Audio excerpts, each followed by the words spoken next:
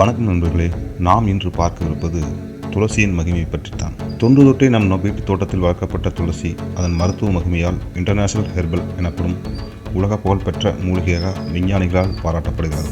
இது போன்ற தகவலை தெரிந்து கொள்ள நமது நலம் நலமறிய சேனலை சப்ஸ்கிரைப் செய்து கொள்ளுங்கள். பக்கத்தில் இருக்கும் பெல் பட்டனை அழுத்தி விடுங்கள். உங்கள் நண்பர்களுக்கும் ஷேர் செய்யுங்கள். வாருங்கள் வீடியோவுக்கு செல்லுவோம். நம் வீட்டு பாட்டி துளசியை துளசி மாதா என வழிபட்டது பக்தியால் மட்டுமல்ல, தலைவலி, காய்ச்சல், இருமல், வயிற்றுப்போக்கு, சரும நோய்கள் என எல்லா நோய்களுக்கும் சர்வரோக நிவாரணியாக துளசியை பயன்படுத்தி வந்துள்ளனர்.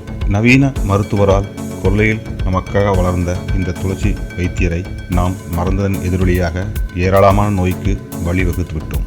துளசி இருக்கும் இல்லம் ஆரோக்கியம் நிலைக்கும் என்பதை இனி அரசாங்கம் விளம்பரம் செய்யும் அளவுக்கு அதன் மருத்துவ பயன் உலகம் மருத்துவ அரங்கை எட்டி வருகிறது.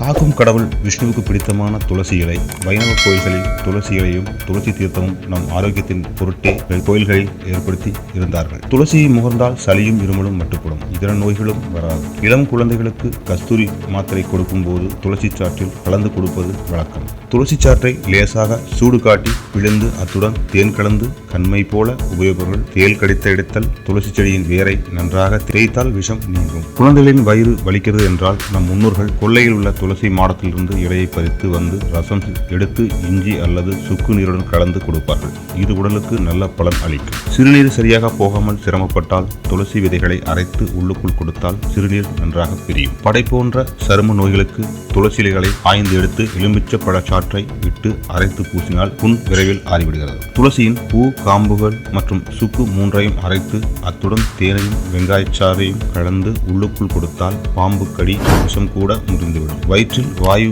உபத்திரவம் இருந்தால் துளசி சாறு சாப்பிட்டு பாருங்கள், உடனே பலன் தெரியும். துளசி சாருக்கு ஜுரத்தை குறைக்கும் சக்தியும் இருக்கிறது. மலேரியா நோயாளிகளுக்கும் துளசி நல்ல மருந்து. வெள்ளை பூண்டு, துளசி இரண்டையும் சேர்த்து தைலமாக செய்து சில துளி விட காது நோய்கள் அனைத்தும் குணமாகிவிடும். காது குத்துகிறது என்றால் அதற்கு இதைவிட சிறந்த மருந்து இல்லை. கண்ணில் படலம் படர்ந்தாலும் துளசியை தேடுவர்கள் துளசி சாற்றில் பூவரசம் விதையை கலந்து பலமுறை ஊற வைத்து காய வைத்தும் பின் அரைத்தும் விழுதை கண்மையாக உபயோகிப்பார்கள். இது படலத்தை நீக்கும்.